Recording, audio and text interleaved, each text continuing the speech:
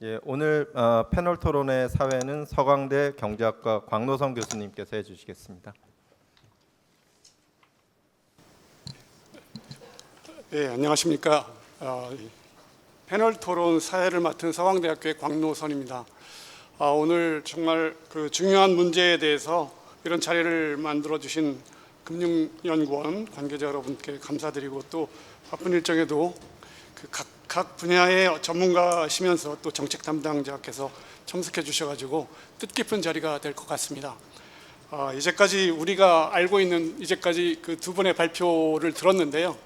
저희가 알아낸 가장 겉으로 나타난 그 두 가지 총량적인 지표로서 우리나라의 그 가계부채 비율이 GDP 대비 너무 높다라는 얘기와 최근에 10여 년 동안 증가율이 다른 나라에 비해서 높았다라는 것들은 모두 다 알고 계실 것입니다. 근데 그것이 얼마나 위험한지, 그리고 얼마나 문제가 되는지, 그러면 그런 위험 요인을 어떻게 개선할 수 있는지에 대해서는 보다 미시적으로 들어가서 좀 분석을 해봐야 될 필요성을 느끼고 있었습니다만은, 앞선 발표 두 분이 한 분은 차주의 입장에서 위험과 그리고 그거에 대한 개선 방안, 정책적인 제한점을 말씀해 주셨고, 박춘선 박사님이 해주셨고요.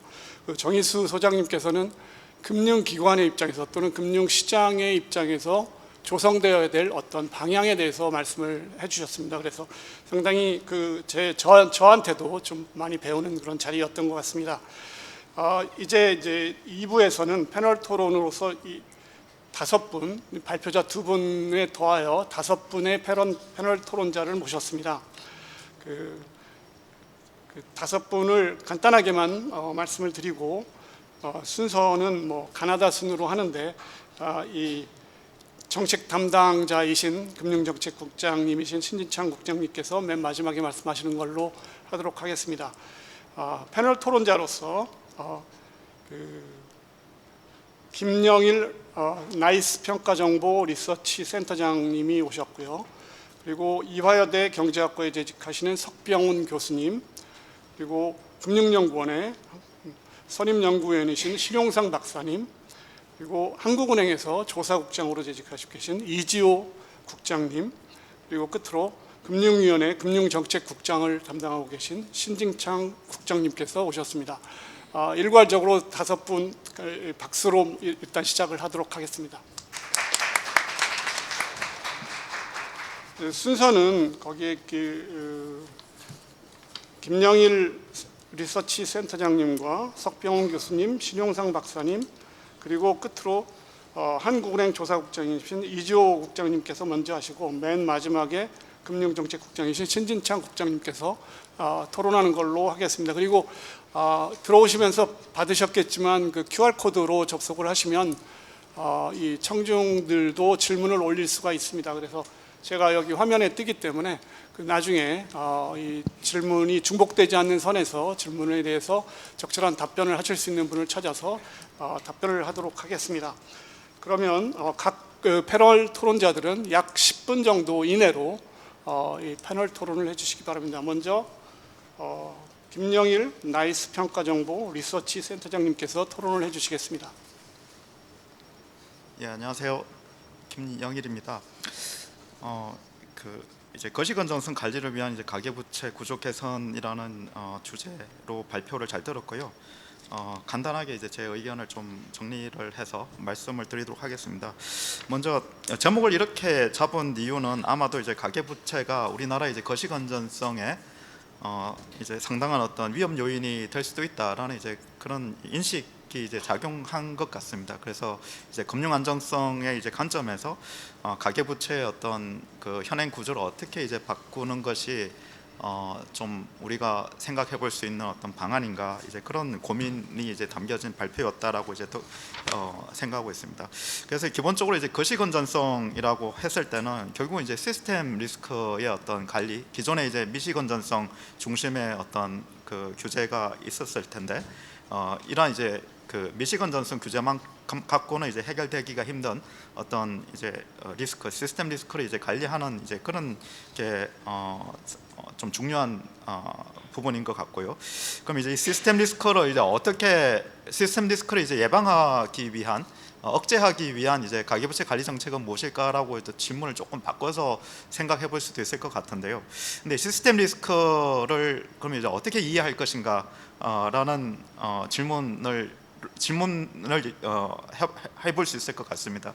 그래서 이제 제가 이제 과거에 읽었던 이제 문헌 중에서 이제 바이럴 아차랴라고 2011년에 이제 뉴욕 대학의 이제 그 교수인데 이제 그분이 이제 얘기한 거는 이제 그 시스템 리스크를 이제 부의 외부 효과, 네거티브 익스터널리티의 이제 관점에서 시스템 리스크를 이제 이해할 수 있다라고 이제 얘기를 했습니다. 그래서 이게 의미하는 바는 어떤 특정 이제 은행이 있다고 했을 때 내가 어떤 의사 결정을 할 때 내 의사 결정의 결과로서 미치는 발생할 수 있는 어떤 사회적인 어떤 리스크라든지 그 비용은 그 의사 결정 주체가 이제 충분히 그런 것을 감안해서 의사 결정을 하지는 이제 않을 수도 있다라는 이제 얘기를 하는 것입니다. 다시 말해서 그 사적 이제 그 마지널 코스트가 그 사회적인 어떤 마지널 코스트보다 이제 작은 이제 의사 결정을 이제 하게 되는 거고 이제 거기에 따라서 이제 과도한 익세시브한 이제 리스크 테이킹을 이제 하게 되는 이제 결과가 이제 초래될 수 있다라는 이제 얘기를 한 걸로 이제 이해를 하고 있습니다. 그래서 이러한 이제 관점에서 볼 때 부의 외부 효과라고 하는 이제 관점에서 볼 때 문제 해결의 이제 방향은 기본적으로는 개별 경제 주체의 의사 결정에서 충분히 고려되지 못하는 어떤 리스크 또는 이제 사회적인 비용을 어떻게 이제 그 경제 주체가 부담하도록 할 것인가라고 하는 그 사회적인 어떤 비용의 내재화 방안이 과연 무엇일까라고 하는 것이 그 방안이 그 시스템 리스크를 이제 해결하는 이제 방안이 될 수 있다라고 얘기를 이제 할 수 있을 것 같습니다. 그래서 구체적인 이제 해결 방안으로서는 실제 금융 이제 규제에 이제 도입된 그런 내용들을 보면 그 CP에 대한 그 중요도가 이제 상당히 큰 시스템적 중요도가 큰 이제 금융회사에 대한 이제 그 추가 이제 자본 규제 뭐 이런 것들이 이미 이제 도입이 되었었고 그리고 이제 정부 보정에 따른 이제 위험 추구 요인도 있을 수 있는데 이런 부분들도 이제 좀 축소가 되는 그런 이제 방안들이 이제 나왔는데요.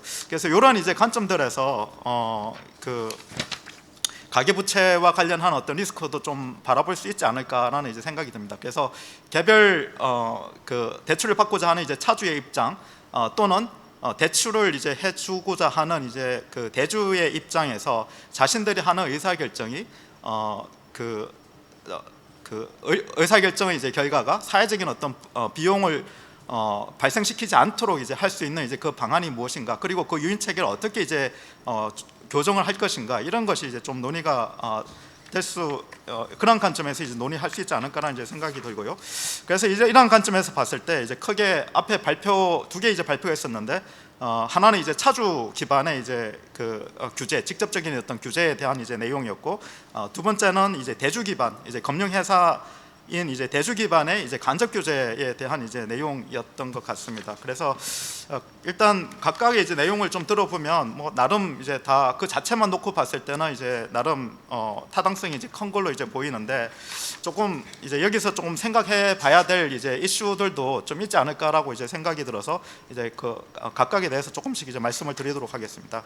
그래서 이제 주택금융이 이제 뭐냐라고 이제 생각해 보면 주택금융은 결국 이제 그 실수요자가 주택을 살 수 있는 이제 금융을 공급하는 게 이제 주택금융인 것이고요.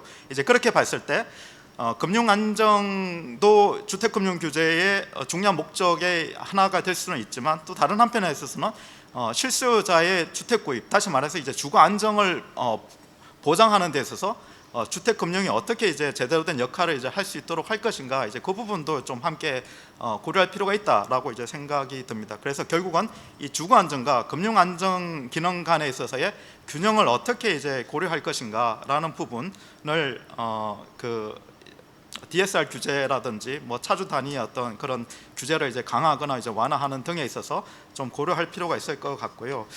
그리고 그 두 번째로는 이제 차주 기반의 이제 직접적 규제와 이제 대주 기반의 이제 간접적 규제에 대해서 각각에 대해서 이제 발표를 잘 들었는데요.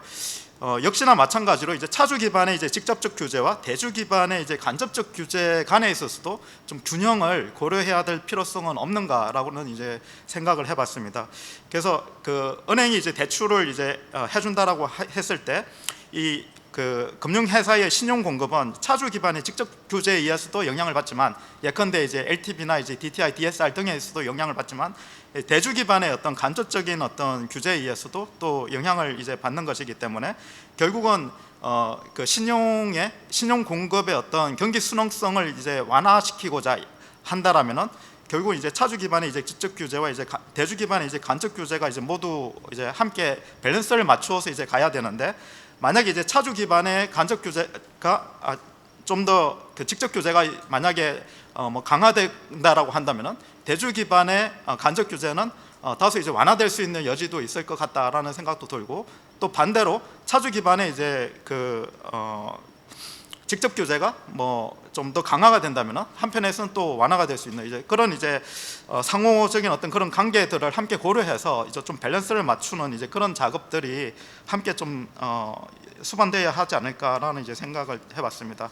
그래서 예컨대 이제 뭐 최근에 있어서 LTV라든지 이런 부분들 이제 많이 이제 완화해주고 있는데, 그 차주 기반의 어떤 규제, 직접 규제가 이제 완화되고 있는 이제 그런 모습인데, 그와 이제 동시에 예컨대 이제 대주 기반의 그 간접 규제로서 뭐 여심 심사라든지 리스크 관리 기능을 이제 제고하기 위한 어떤 그런 방안들도 이제 함께 이제 그 같이 얘기해 볼 수가 있을 것 같다라는 생각이 들었습니다.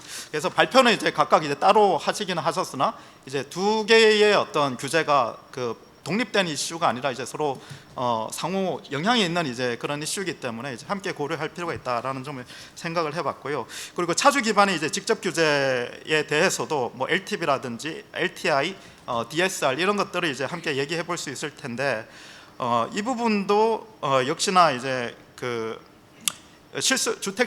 주택을 구입하고자 하는 이제 실소유자에 대해서 그 주택 금융 기능에 이제 영향을 미치고 신규 주택 공급에도 또 영향을 미치는 이제 그런 측면들이 있을 것 같습니다. 그래서 예를 들자면은 그 차주의 어떤 유형에 따라서 그 이 LTV, DSR 등의 이제 규제 효과는 차주의 유형에 따라서도 이제 상이하는 이제 그런 효과가 있을 것 같은데요.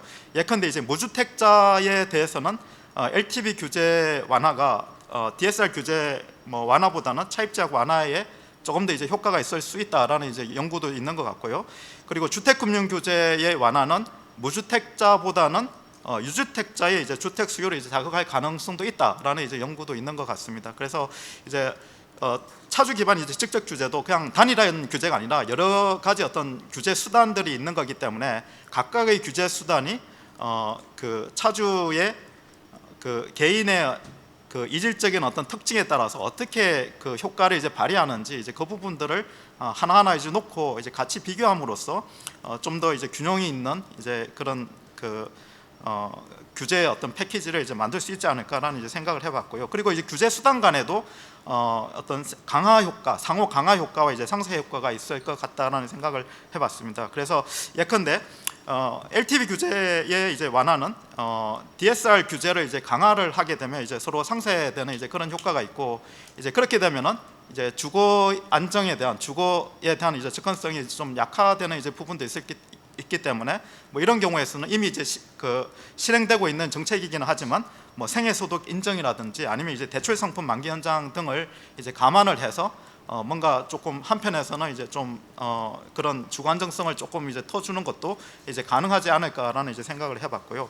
그리고 이제 마지막으로 이제 하나만 더 말씀을 드리면은 이제 규제 차익이라고 하는 이제 부분에 대해서도 좀 신경을 쓸 필요는 있겠다라는 생각을 해봤습니다. 그래서 예를 들자면은 그 주택 가격 상승기에 주택 담보 대출에 대한 규제가 이제 상당히 강화가 됐었는데요. 이제 LTV, DTI 규제가 이제 상당히 강하게 들어오고 지역별 뭐 업건별 해서 이제 상당히 이제 강하게 들어왔었는데 그런 이제 정책이 의도한 효과를 최종적으로 이제 좀 달성하는데 한계가 있었다라는 이제 문제의식도 있는 것 같습니다. 예컨대 주택 담보 대출을 이제 강하게 재개되면 옥조이게 되면 주택담보대출 이외의 이제 대출, 예컨대 신용대출이라든지, 그리고 우리나라에는 이제 전세시장 제도가 있기 때문에 이제 전세시장 제도를 이용한 레버리지를 또 일으키는 이제 그런 부분들이 있을 수 있었던 것 같습니다. 그래서 소위 얘기하는 이제 영끌 현상이라고 하는 것이 이제 나타난 것도 결국은 이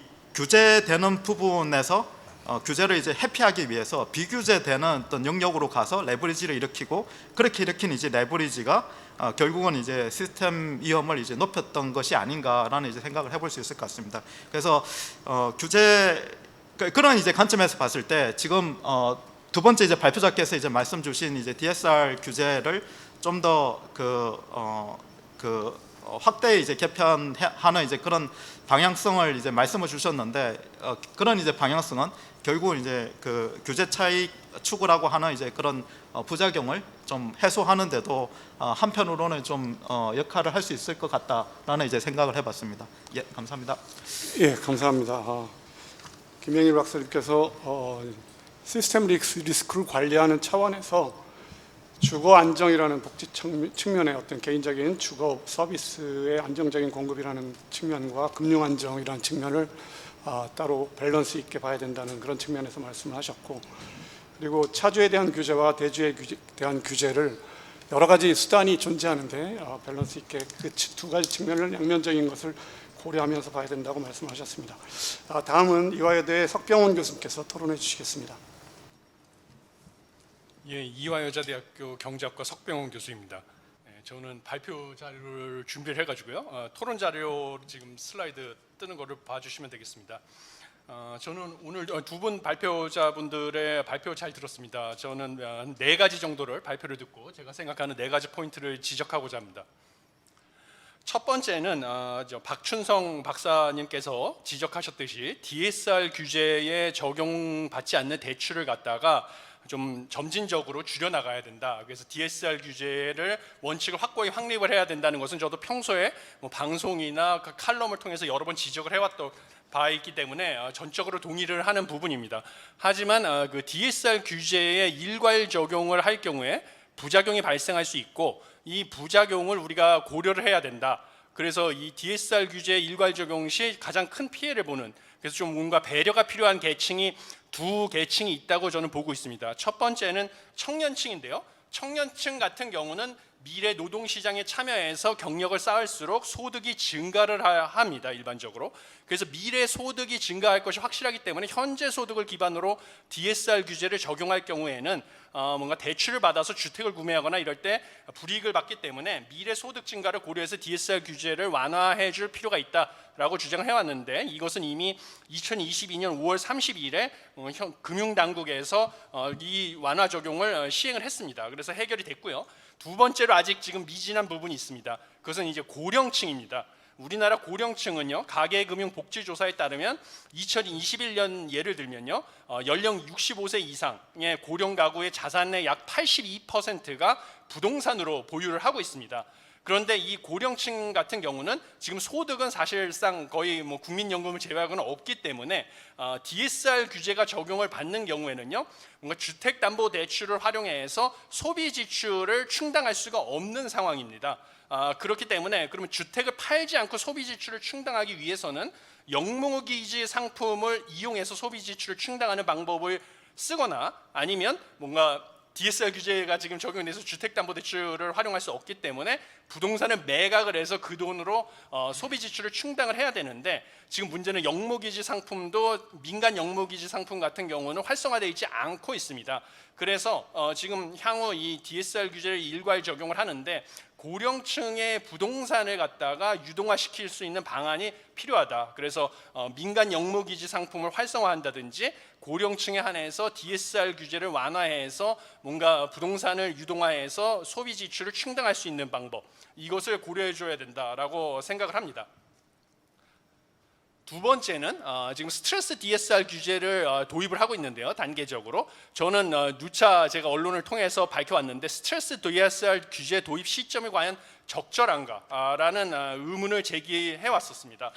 지금 현재 기준금리는 연 3.5%로서요. 우리나라 중립금리가 2에서 3%로 최근 연구 결과에 의하면 추정되고 있는데 이것을 초과하는 수준입니다. 그래서 지금 소비자 물가지수 상승률과 근원 소비자 물가지수 전년 동기 대비 상승률은 추세적으로 하락을 하고 있습니다. 그래서 한국은행이 지금 전망에 따르면요, 하반기에는 근원 소비자 물가지수 전년 동기 대비 상승률이 2.0%로 전망을 하고 있기 때문에 하반기 기준금리 인하가 예상되고 있는 상황입니다. 그러니까 결국 지금 스트레스 DSR 규제를 도입을 한다면요, 이것은 금융 소비자들에게 순수 고정금리 대출을 받도록 유도를 하게 되는데 지금이 사실상 대출 금리의 고점이라는 것이죠. 그래서 금융 소비자들이 스트레스 DSR 규제 하에서 최대한 대출을 많이 받기 위해서 순수 고정금리 대출을 받든지 주기형 대출을 받게 되면 문제는 향후 한국은행이 기준금리 인하를 시작을 하고 이에 따라서 대출 금리가 인하가 돼서 지금 받는 고정금리 대출보다 대출 금리가 낮아지면 당연히 차주들의 불만이 제기될 가능성이 크고요. 그때 가서 더 낮은 금리의 대출로 갈아타려고 하면 중도상환 수수료를 부담하게 되어 있습니다. 그래서 중도상환 수수료 면제 요구가 봄을 칠 것으로 예상이 됩니다. 그래서 DSR 규제 도입이 지금 시점에 과연 적절한가 하는 것이 의문이 드는 상황이고요. 그 다음에 세 번째는 주택담보대출 중 순수 고정금리 대출 잔액 비중을 증가하고자 지금 금융당국에서 스트레스 DSR 규제도 도입을 했고요. 민간 금융기관에게 순수 고정금리 대출이랑 주기형 대출 비율 목표치를 할당해가지고 정책 드라이브를 걸고 있습니다. 근데 과연 그것이 바람직한가 하는 것이 저는 또 궁금합니다. 지금 선행 연구에 따르면 여러 가지 고정금리 대출 잔액 비중 증가 시의 문제점이 지금 여기 정리가 되어 있습니다. 첫 번째는 통화정책의 전달 경로가 약화된다는 것입니다. 이게 사실 두 번째 블랙 포인트랑 관련이 있는데요. 경기 변동의 진폭이 확대될 수가 있습니다. 그렇기 때문에 예를 들면 경기 침체 상황이 돼서 한국은행이 기준금리 인하를 통해서 경기를 부양하려고 하더라도요, 대부분의 대출이 고정금리 대출로 돼 있으면요, 원래 변동금리일 경우에는 대출 이자가 당연히 낮아져가지고 차주는 원리금 상환 부담이 줄어드니까 소비를 늘리게 돼 있습니다. 그러면 당연히 경기가 회복되는 거거든요. 그래서 경기 변동의 진폭이 줄어들 수가 있는데 순수 고정금리 대출의 비중이 늘어나면 이 메커니즘이 끊기게 됐습니다. 통화정책의 메커니즘이 끊기기 때문에 경기 변동의 진폭도 확대될 수밖에 없는 것입니다. 이게 첫 번째 문제점이고요. 두 번째는 이게 두 번째 발제자분께서 지적을 해주셨는데 이 고정금리 대출을 지금 푸시하기 전에 먼저 선행 조건이 있습니다. 커버드 본드를 활성화하고 또 스왑뱅크 설립이 실현되지 않은 상황입니다. 지금. 그런데 순수 고정금리 잔액 비중을 무리하게 증가시킬 경우에는 민간 금융기관들이 금리 리스크 노출에 확대가 될 가능성이 있습니다. 왜냐하면 민간 금융기관은 예금 등 변동금리로 단기 자금을 조달해서 순수 고정금리 장기 대출을 줘야 되기 때문에 대출과 조달한 자금의 금리도 불일치하고요, 만기 구조도 불일치해서 지금 이 상황에서는 금융기관들이 금리 리스크에 노출될 가능성이 큽니다. 그리고 마지막으로는 지금 미국에서 발생하고 있는 건데 금리 상승기에 주거 이동성에 감소하는 문제가 발생합니다. 지금 미국에서는요, 장기 고정금리 대출로 저금리 기간에 집을 산 사람들이 집을 이사를 하고 싶어도 지금 이사를 해서 새로 집을 사면 높은 금리 수준에서 대출을 새로 받아야 되기 때문에 그걸 감당할 수가 없어서 집을 팔고 이사를 못 가고 있는 상황입니다. 그러다 보니까 집을 새로 사고자 하는 사람들도 매물이 없어서 집값이 천정부지로 솟는 기준금리와 고금리와 고주택 가격이 동시에 존재하는 상황이 처해 있습니다. 이것이 앞으로 우리나라도 발생할 수가 있다. 순수 고정금리 대출 잔액 비중을 무리하게 증가시키면 이것이 우려되는 점입니다. 그리고 마지막으로는 제가 정책 대안인데요. 이것은 한국은행 보고서에서도 지적한 부분인데 2022년 말 기준으로 만기 일시 상환 방식 대출이 전체 가계 대출의 약 54%입니다. 그런데 이 중에서 주택담보대출 같은 경우는 금융당국의 노력으로 원금 분할 상환 비중이 상대적으로 높지만요, 신용대출은 약 15%밖에 안 됩니다. 그런데 이 신용대출의 특징은 또 대부분이 만기 연장을 하고 있습니다. 87%가 2018년 기준으로 만기 연장을 하는데 결국 그러니까 뭐죠? 대출 원금을 상환하지 않고 계속 재연장을 하는 것입니다. 그러니까 지금 신용대출도 일시 상환 방식의 경우에는 가산금리를 올리도록 유도를 해서 원금 분할 상환 비중이 증가하도록 유도를 해야만 가계부채를 줄일 수 있다라는 것을 제안하고 싶습니다.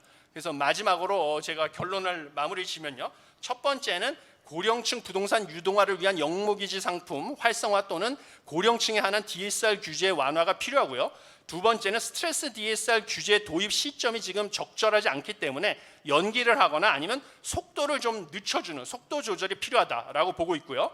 그 다음에 세 번째, 급격한 순수 고정금리 대출 잔액 비중 증가를 유도하지 말고 차라리 금융소비자의 선택에 맡기는 것이 바람직하다. 왜냐하면 지금으로 봤을 때는 금융소비자들도 대출 금리가 낮아질 것이라고 전망을 하기 때문에 현 상황에서 금융소비자들을 무리하게 고정금리 대출을 받게 유도를 하게 되면 나중에 이제 금리에 대해서 불만이 제기되고 중도상환 수수료를 면제해달라고 요구하게 빗발칠 가능성이 큽니다.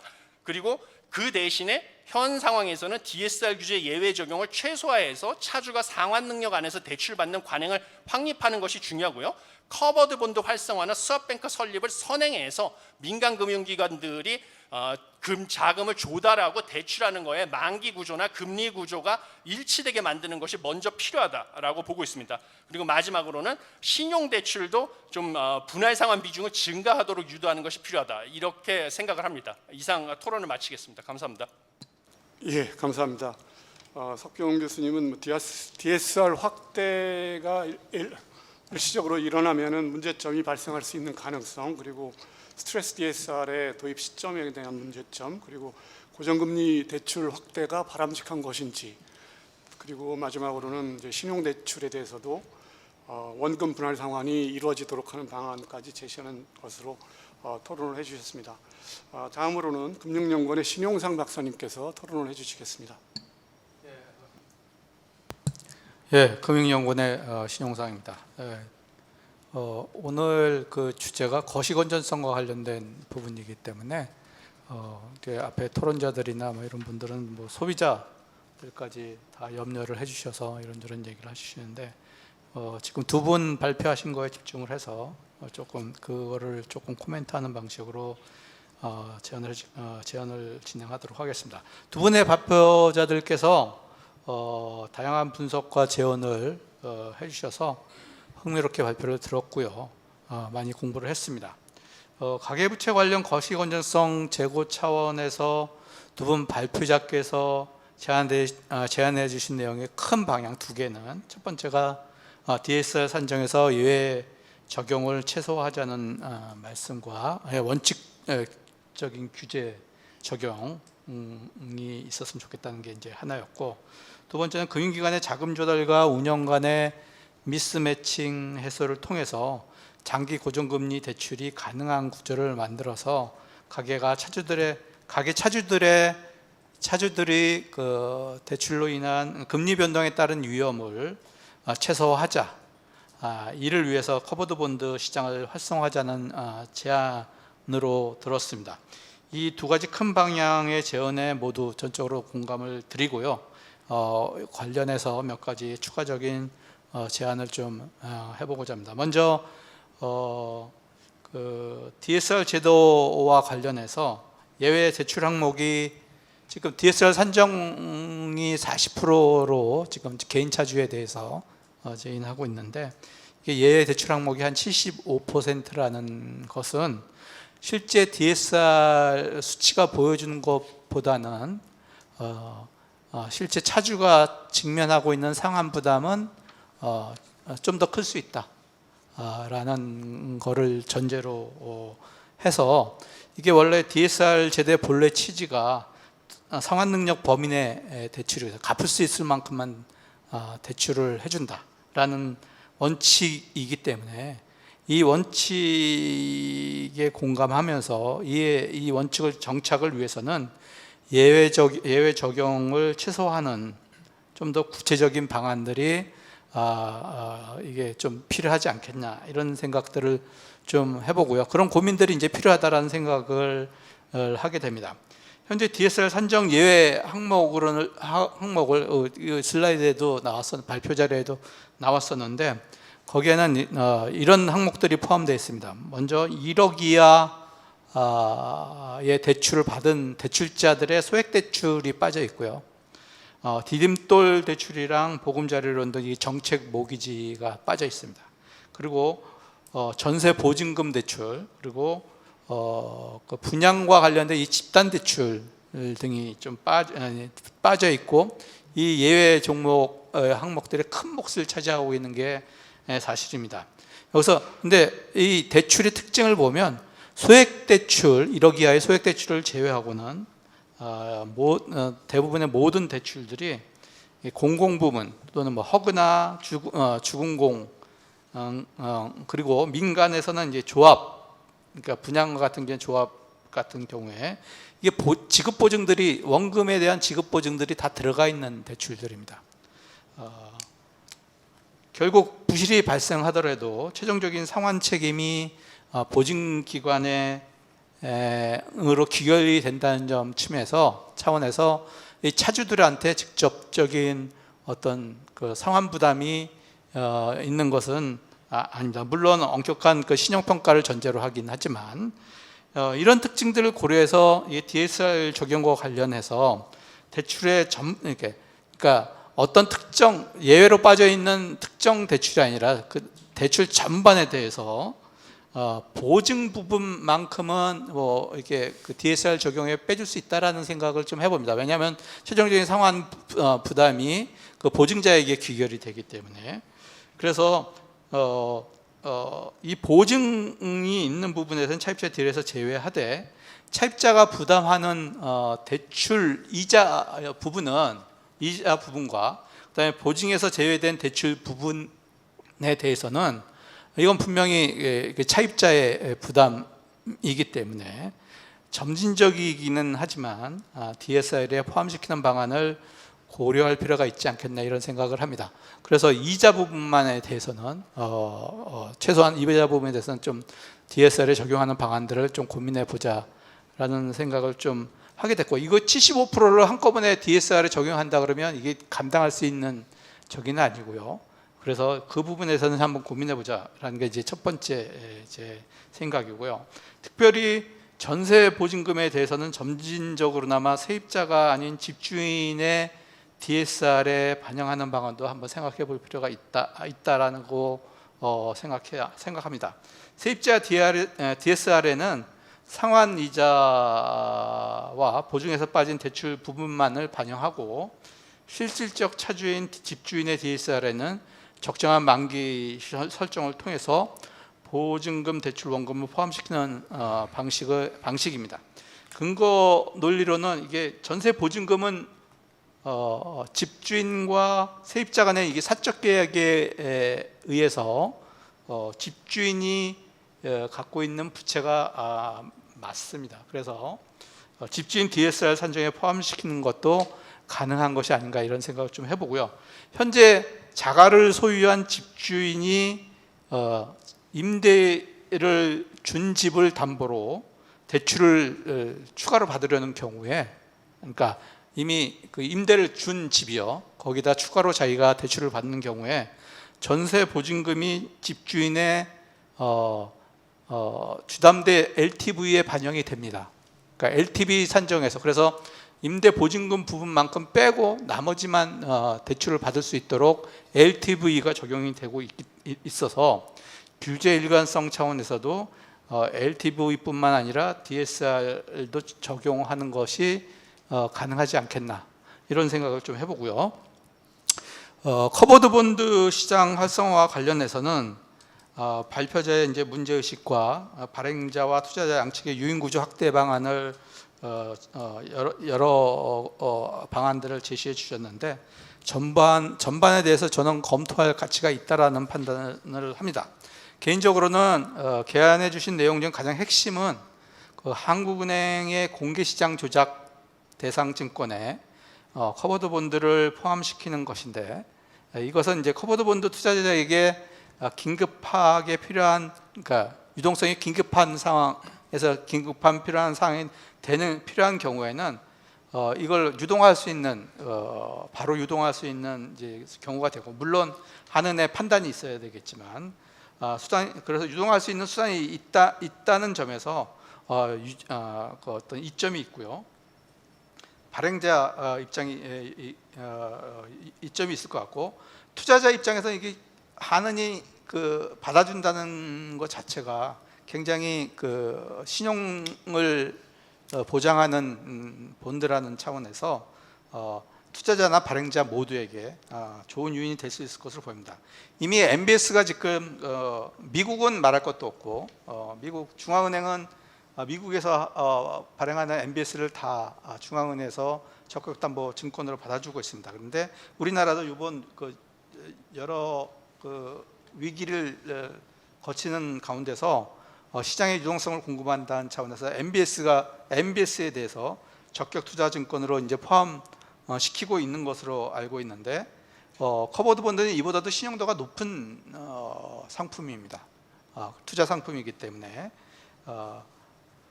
커버드 본드의 포함은 가계부채 관련 거시 건조성 제고 측면에서 상당한 기여가 있을 수 있다라는 판단을 해봅니다. 그리고 활성화를 위한 제도 도입에도 불구하고 커버드 본드 시장이 활성화가 안 되다 보니까 커버드 본드 발행과 거래와 관련된 제도적 측면이 제대로 이게 구축이 안 된 것이 맞습니다. 발표에도 내용이 있었지만 커버드 본드 관련된 투자 공시 체계나 발행 공시 체계나 투자 정보 관련 시스템이 구축이 안 된 점도 문제라고 볼 수 있어서 이참에 제대로 된 공시 체계를 구축하고 투자 정보 관련 시가평가 태블과 같은 투자 관련 정보 제공도 확대해서 커버드 본드 발행과 투자와 관련된 투자자들의 편의를 제공하는 인프라 구축에도 신경을 써야 할 것으로 그렇게 판단합니다. 이상입니다. 감사합니다.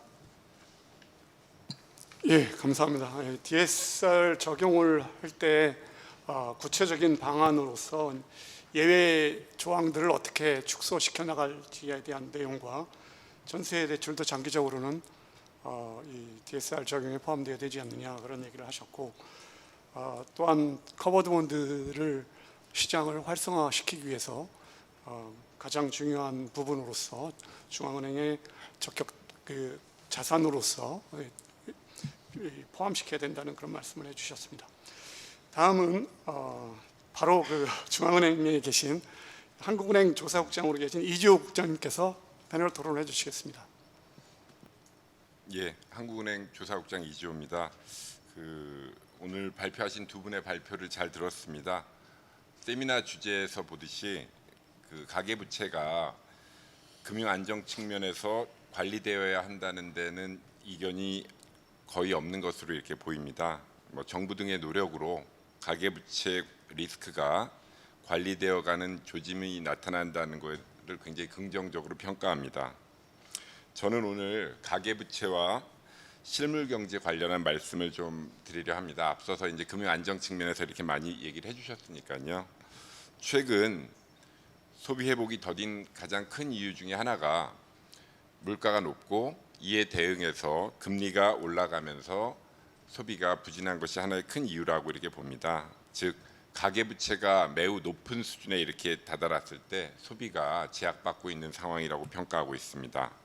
특히 가계 금리 익스포저의 어떤 분포를 보게 된다면 금리 상승 손해층이라고 할 때 이제 소비 성향이 높은 가계가 상대적으로 요 금리 상승 손해층에 이렇게 많이 포함되어 있기 때문에 금리 상승이 가계의 어떤 기간 간 대체 효과를 통해서 소비에 부정적 영향을 미칠 뿐만 아니라 분포적 특성을 통해서도 가계 소비를 추가적으로 위축시키지 않는가 이렇게 보고 있습니다. 따라서 가계부채 관리가 금융 안정 측면에서도 중요하겠습니다만 경기 관점에서도 중요하다는 면에서 앞으로도 잘 관리되어야 할 것이라고 봅니다. 특히 최근과 같이 대외 불확실성이 매우 큰 상황에서는 더욱 그러하다고 생각합니다. 이상입니다. 예, 짧게 감사합니다. 마지막으로 가계부채 관리에 대해서 지금 한국은행 총재님께서도 여러 번 말씀하셨던 것 같습니다. 그래서 조사국장님께서도 가계부채가 높은 것이 이 경기 부진을 회복시키는 데 있어서 걸림돌이 되고 있다는 그런 말씀을 해주셨습니다. 마지막으로 신진창 금융정책국장님께서 토론을 해주시겠습니다. 예, 금융위원회 신진창입니다. 금융위원회 신진창입니다. 오늘 발제해 주신 두 분의 발제 내용에 대해서는 전반적으로 다 공감을 하고요. 먼저 그 발제와 관련된 얘기를 먼저 하고 정부의 정책 기조를 말씀드리겠습니다. 정부 정책 기조 말씀드리는 과정에서 오늘 패널 토론에 참여하신 분들께서 제안하신 것에 대한 코멘트도 좀 있을 수 있을 것 같습니다. 먼저 첫 번째 발제에서 내용에 대해서는 거의 다 동의를 하고요. 주목하는 부분은 주택시장과 주택금융에 상당한 영향을 가계부채가 받고 있다. 후행적으로 가계부채의 크기가 영향을 받고 있다는 부분에 대해서 주목을 하고요. 그 다음에 주택시장의 금융의 사이클과 관련된 것에 큰 흐름이 금리가 있다라는 부분을 우리가 좀 주목할 필요가 있을 것 같습니다. 두 번째 발제해 주신 커버드 본드 활성화 내용에 대해서는 기본적으로 정부의 정책 방향과 궤를 같이 하고 있고요. 건의해 주신 몇 가지 내용에 대해서는 저희가 좀 더 면밀하게 검토해 나가겠습니다.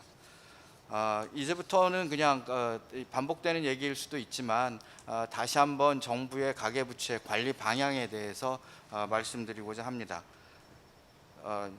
대내외 경기 여건 변화, 최근에 일부 금융회사의 대출을 적극적으로 취급하는 것 등, 그리고 금년에 신생아 특례 디딤돌 대출로 인한 정책 모기지 공급, 이런 부분들이 가계부채 관리에 있어서 저희가 유념해야 되는 포인트라고 생각을 하고 있습니다. 이런 것들을 유념해 나가면서 가계부채 관리를 저희 부위원장께서 오늘 축사에서도 밝힌 것처럼 명목 GDP 성장률 이내로 관리하려는 게 정부의 확고한 의지이고 목표입니다.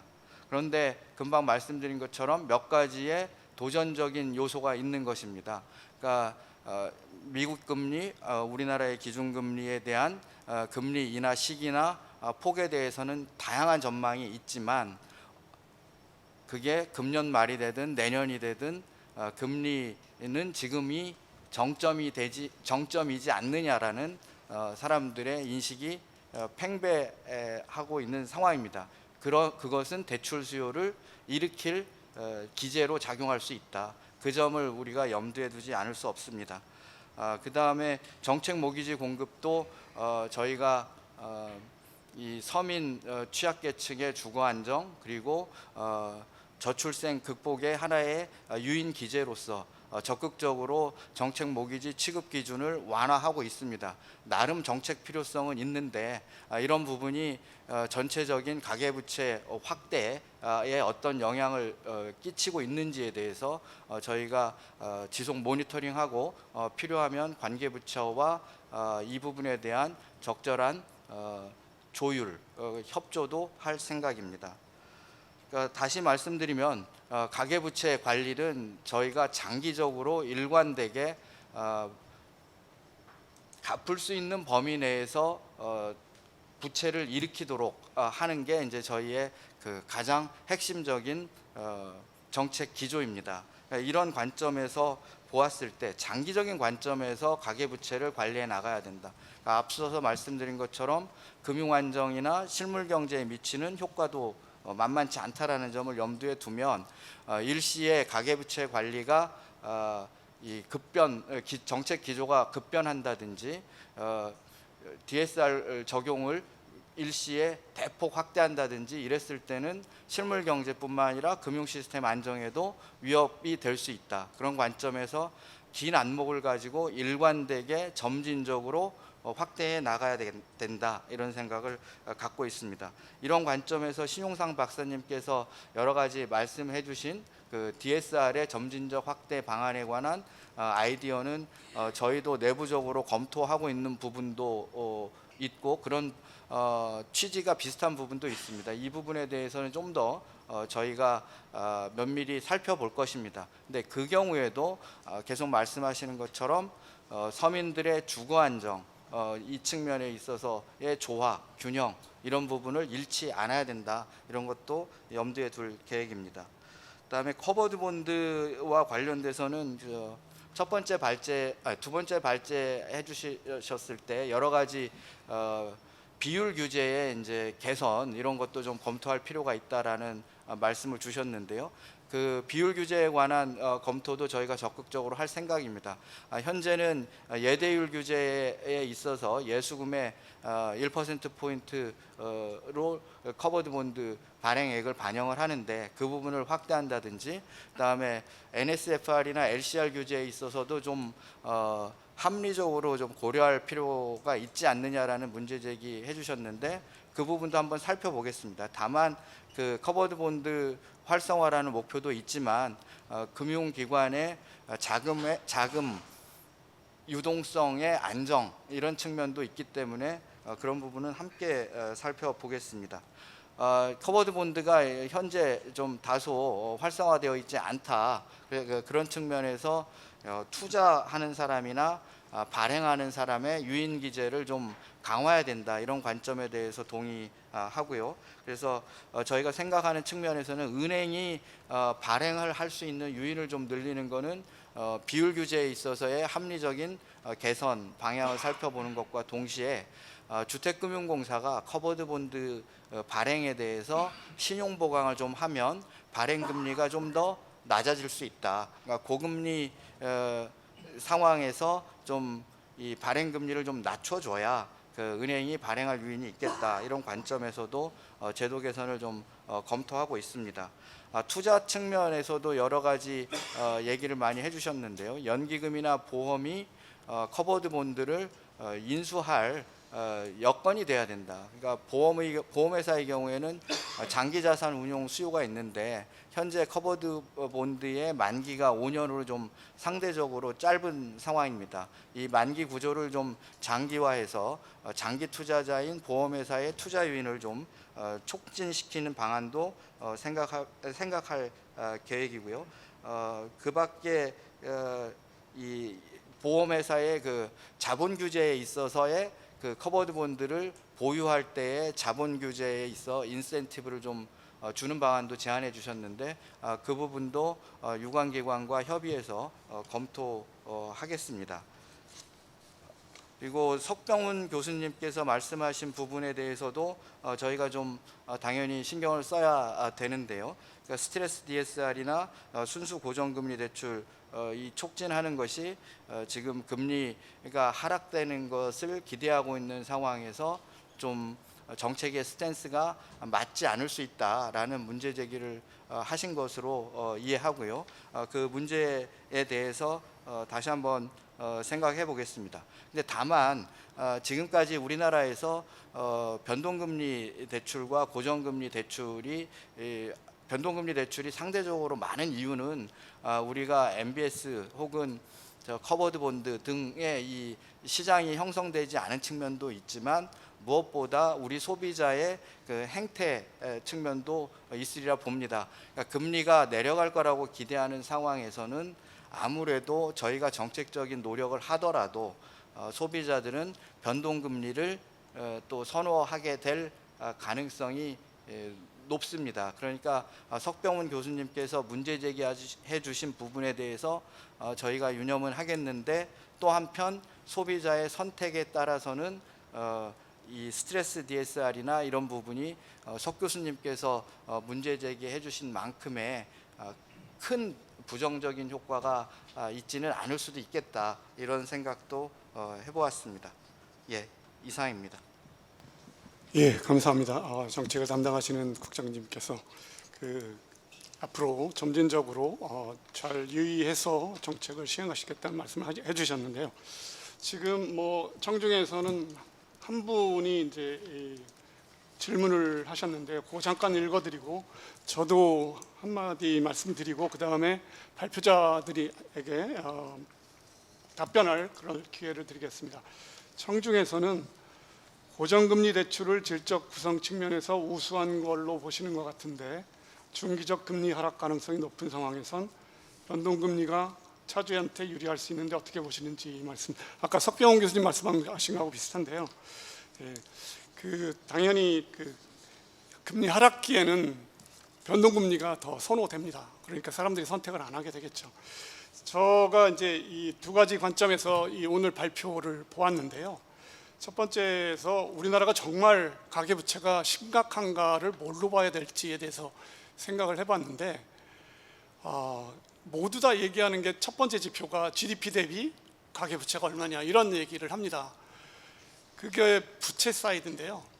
그 자산 사이드는 아무도 통계를 잡아보지는 않습니다. 무슨 얘기냐면 우리나라의 집값이 되게 높은 편인데 GDP 대비 그러면 그만큼 넷 에셋이 있기 때문에 그것을 담보로 대출을 받은 경우가 많은 것인데 왜 부채만 놓고 위험성을 판단하느냐라고 오류가 발생할 가능성이 있습니다. 그렇기 때문에 GDP 대비 가계부채 비율이 100%가 넘었다 이 단순한 그 수치만 가지고는 위험하다 위험하지 않다라는 얘기를 할 수가 없고요. 다만 이제 그 다음 단계로서 이제 DSR로서 차주가 부담 능력이 있느냐 문제가 생겼을 때 계속 갚을 능력이 있느냐를 보는 게 바로 이제 DSR인데 그걸로 중심으로 봐야 된다는 게 지금 추세인 것 같습니다. 그래서 이 DSR 얘기가 나오고 있는 것이고요. 근데 지금 예외로 받는 게 벌써 아직까지 이제 기존의 대출에 대해서는 예외 그러니까 적용되지 않기 때문에 75%가 예외가 돼 있고 25%가 이제 적용을 받게 돼 있다 그런 얘기가 있는데요. 그러다 보니까 이제 그 신규 대출에 대해서 영향을 받다 보니까 그러면 결국에 이자율이 형성이 될 때 많이 빌리지 마라, 갚을 능력이 없는 사람 많이 빌리지 마라 이런 뜻인데 그것이 적용을 받으려면 저금리 상황에서는 변동금리는 의미가 별로 없게 됩니다. 고정금리일 때 오히려 효과적으로 DSR이 가계부채를 억제하는 그런 기능이 되게 되는데 그러다 보니까 왜 우리나라는 고정금리 대출이 적게 되는 것인가라고 이제 생각을 해보게 되는데요. 두 번째 발표자이신 정의수 소장님께서 말씀을 하셨습니다마는 은행들이 적극적으로 고정금리 대출을 하려고 하지 않습니다. 그리고 차주의 입장에서 대출을 받아보신 적이 있으시면 아시겠습니다마는 일반적으로 고정금리 대출이 변동금리 대출보다 높습니다. 그 얘기는 이 차주가 위험을 부담하는 게 아니기 때문에 그러니까 그 대주가 그러니까 금융기관이 위험을 부담하기 때문에 더 높여서 받습니다. 이 고정금리 대출은. 그러니까 당장 이자율 낮은 걸 선호하게 되다 보면 변동금리로 가게 되는 것이죠. 그런데 그러면 고정금리 대출이 정말로 좋은 거냐라고 이제 석병용 교수님이 말씀하셨는데 제 생각은 이 선진국인 경우에 장기 금리 시장이 장기 채권 시장이 많이 발달돼 있으면 고정금리 대출을 받았다 하더라도 금리가 떨어지면 리파이낸싱이 활발하게 일어납니다. 그러면 그렇게 문제가 되지 않는 것이죠.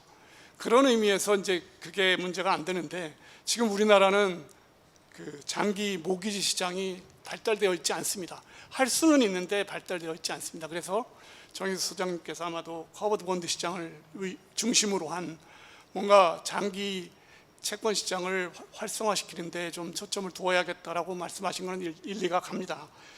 근데 이제 제가 경험한 바로는 은행들도 각성을 해야 되는 부분이 규제만 의존해서 자꾸만 그거에 맞춰서만 하려고 하지 자체적으로 리스크 관리하면서 자체적으로 자발적으로 리스크 관리하려는 경향이 좀 적습니다. 그러다 보니까 지금 현재 10년 전이나 지금이나 은행의 그런 어떤 대출 형태나 그런 것들이 많이 변화가 없다는 걸 느끼게 됐는데요. 보다 좀 더 은행 자체로도 뭔가 좀 적극적인 어떤 자세가 필요하지 않나 그런 생각이 들고요. 당연히 정책 당국에서는 그런 환경을 조성해야 되는 그런 책임이 있기는 하겠죠. 자, 이제 뭐 제가 너무 많은 말을 하는 것 같습니다만 이제 그 발표자 두 분께서 혹시 답변이라는 형식으로 한번 말씀할 기회를 드리겠습니다. 네, 그 토론자분들께서 굉장히 좋은 말씀을 잘 주셨다고 생각을 합니다. 몇 가지 뭐 생각해볼 것들이 있는 것 같은데요.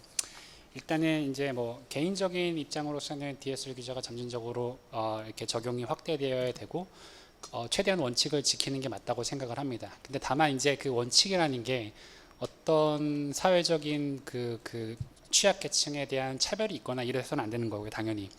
다만 이제 고민해 볼 거는 이렇게 뭐 주거 안정 이런 말씀을 하셨는데 실제로 보면은 이제 예를 들어서 정책 자금인 같은 것들이 나갈 경우에는 대체로 금리가 시장 금리보다 굉장히 낮은 편으로 나갑니다. 그러니까 그거는 이미 DSR에 대해서 배려가 되어 가는 부분이고요.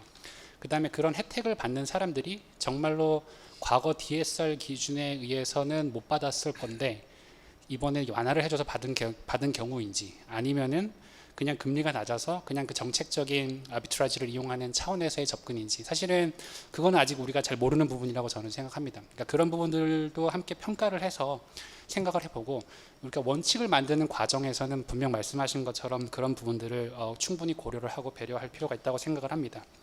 뭐 석 교수님께서 말씀하신 고령층 같은 경우도 청년층은 동의합니다. 다만 이제 고령층 같은 경우에는 이게 그 원론적으로는 이제 영모기지나 어떤 이런 유동화 과정들이 필요할 것 같기는 한데, 현실적인 답을 하기에는 사실은 되게 고민이 좀 많이 필요한 것 같습니다. 왜냐면은 워낙 비중이 높다 보니까 우리가 그 적정 가격을 프라이싱을 잘 해줄 수 있는 거, 사실은 그 영모기지 이런 게 정책기관에서 많이 나가는 걸 텐데 그거에 대한 그 사회적인 부담은 없는가, 이런 거에 대한 평가가 아직은 제 생각에는 좀 부족한 것 같고, 그런 거에 대해서 좀 고민이 필요한 게 아닐까 생각을 합니다. 그 다음에 그 고정금리의 그 단점에 대해서 말씀을 해주셨는데, 개인적으로는 저는 그거는 약간 이제 한쪽 사이드 쪽에서의 말씀이었다고 생각을 해요. 그러니까 일단 현실적으로 봤을 때 우리나라의 고정금리 대출이 대부분 정책 자금으로 나가는 거고, 은행의 자발적인, 그러니까 자기 자신 스스로 만들어낸 고정금리 대출은 거의 없는 편이라고 볼 수가 있겠습니다. 그런 의미에서 봤을 때는 소비자 선택권에서는 아직은 변동금리 치중되어 있는 게 맞는 것 같고요. 두 번째로는 이제 뭐 그 통화 정책 경로가 약화되는 부분이 있기는 합니다만은, 이게 근데 사실은 고정금리라는 대출의 목적 자체가 변동금리를 좀 덜, 그러니까 그 경기 변동을 좀 덜 받아라는 부분이 아닐까 생각을 합니다. 예를 들어서 지금 고금리가 있는 상황에서 고정금리 모기지 때문에 주거 이동이 제한된다고 하는데, 반대로 그러면은 금리가 떨어지면은 주거 이동이 오버리 강화되는 건 아닌지, 그런 것들에 대한 변동성을 줄이는 거가 이제 우리가 그 고정금리의 목적이라고 생각을 하면은, 사실은 지금 상황에서의 단점만을 강조해서 고정금리가 문제라기보다는 좀 양면을 평가를 해보고, 그 다음에 우리가 현실적으로 되게 고정금리가 많지 않은 상황에서는 어떤 식으로든 그 다양성을 만드는 과정에서 좀 현재 상황을 좀 이해를 해야 되는 게 아닐까, 이렇게 생각을 합니다. 예, 이상입니다.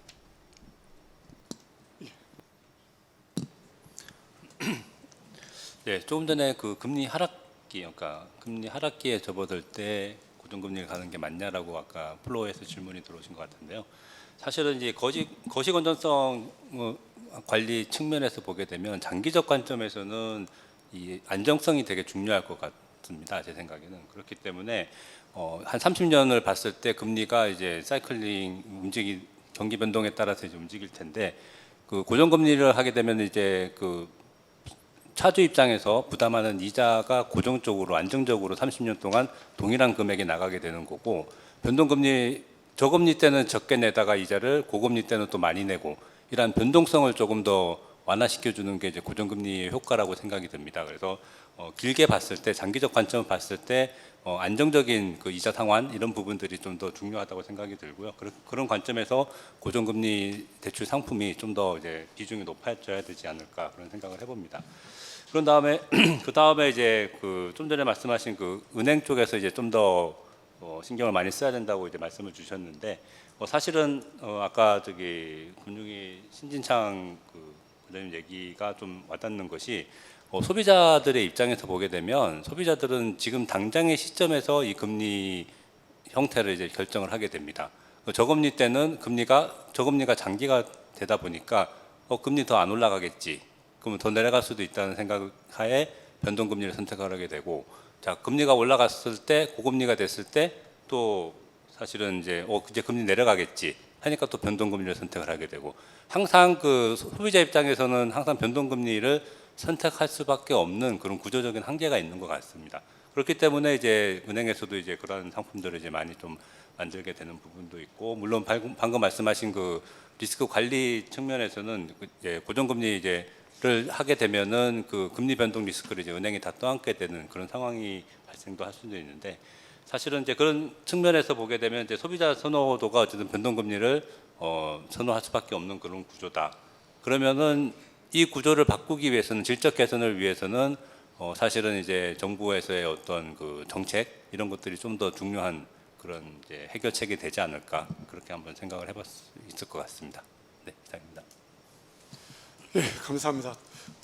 추가로 혹시 코멘트하실 분 패널 토론자 중에서 있으시면 말씀해 주시고요. 하나 더 청중에서 질문이 들어왔는데 커버드 본드 활성화가 가계부채 거시건전성 관리와 어떻게 연결되는지 메커니즘이 궁금합니다. 소장님께서 다시 말씀을 좀 해주시면 좋겠습니다. 네, 일단 뭐 좀 전에 말씀하신 대로 일단 저희 장기 채권 시장이 그렇게 발달이 되어 있지는 않습니다. 사실은 그렇기 때문에 그러니까 사실은 이 모기지 자체가 이제 장기로 이제 대출 나가는 거기 때문에 기본적인 원칙은 장기 대출에 대해서는 장기 조달로 맞대응을 하자. 이제 그런 조달 운영의 미스매칭을 어쨌든 해소하려고 하는 그런 방안들이 있기 때문에 그런 부분들을 어쨌든 30년 가까운 모기지가 나갈 때는 커버드 본드로 발행된 조달된 이 자금을 써서 대출을 해주는 이제 그런 형태가 조달 운용 매치가 굉장히 중요하다고 생각이 들고요. 그렇기 때문에 이 커버드 본드 시장이 굉장히 그 가격 부채의 구조적인 문제, 그러니까 질적 개선을 위해서는 이 커버드 본드 시장이 좀 더 활성화돼야 되는 그런 상황이라고 생각이 듭니다. 예, 아까 좀 전에 은행 측에서의 뭐 각성 얘기한 거는 좀 감성적으로 들렸는데 그런 뜻은 아니었고요. 저는 미국에서 모기지 대출을 받은 적이 있고요. 30년 전에. 그리고 한국에서는 2번 정도 대출을 받은 적이 있습니다. 그런데 30년 전에 이미 거기에서는 뭐 직접 규제는 없었음에도 불구하고 DSR을 체크하고 있었습니다. 그러니까 은행 자체가 모기지 대출을 하면서 저의 모든 그 DSR을 체크를 했었던 것이죠. 물론 뭐 간접 규제가 있었던 거는 같습니다. 그러니까 이 개개인별로 뭐 어떻게 하라, DSR이 몇 %다 이런 건 없었지만 금융기관 전체로 이 위험 관리를 중앙은행이 아마 하고 있었던 것 같은데요. 제가 이제 장기 모기지 시장 또는 뭐 커버드 본드 시장이 왜 활성화돼야 되는가를 다시 한번 생각해 보면 대부분 소비자들이 고정금리 대출을 할 때 지금 현재 변동금리보다 높기 때문에 선택을 안 하는데요. 그 차이가 만약에 장기금리 시장이 장기 채권 시장이 활성화되어 있어서 잘 거래가 많다고 그러면 그 차이가 적게 형성이 될 겁니다. 근데 우리나라는 그게 크다는 것이죠. 그러니까 차주의 입장에서는 할 유인이 그러니까 너무 높으니까 현재 고정금리 대출이 변동금리 대출보다 당장 원하지 않게 되고요. 또 하나는 허라이즌이 길지가 않습니다. 그러니까 몇 년 있다가 또 팔 수도 있는데라고 생각이 들면 변동금리 낮은 게 지금 당장 목전에 있는 것이니까 3년 있다 팔 생각이 있으면 변동금리로 하는 게 낫다고 생각을 하는 것이죠. 그래서 점차 금융시장에서 투자자들이나 아니면 뭐 차주들도 허라이즌이 길어져 가야 되는 그런 측면이 좀 있고요. 두 번째는 이제 좀 더 경쟁적으로 장기 채권 시장이 활성화되면 그 스프레드가 변동금리와 이 변동금리 대출과 고정금리 대출의 스프레드가 좀 줄어들지 않을까라는 그런 희망 섞인 그런 생각이 있습니다. 추가적인 질문이나 혹시 또 말씀하실 게 있으면 말씀해 주실 수 있겠습니다. 그러면 뭐 시간은 뭐 4시 20분까지 돼 있었습니다만은 발표가 조금 뭐 컴팩트하게 짧게 이루어졌고 해서 상당히 중요하고 현안이면서 상당히 또 이 중요한 문제이지만 우리가 잘 생각해 보아야 될 그리고 현안으로서 금융에서 아주 중요한 이 가계부채의 문제를 어떻게 봐야 될 것인가 그리고 그거에 대한 정책 제안들 그리고 앞으로 어떻게 우리가 관리해 나가야 될 것인가 그것이 미치는 효과가 무엇인지에 대해서 좀 더 알 수 있는 자리가 된 것 같습니다. 오늘 발표해 주신 박준성 박사님, 정희수 소장님 그리고 패널 토론자로 참석해 주신 각계의 전문가, 정책 담당자 여러분께 감사드리고요. 이렇게 늦게까지 계속 참여해 주신 청중 여러분께도 감사 말씀드리겠습니다. 이상으로 정책 세미나를 마치도록 하겠습니다. 감사합니다.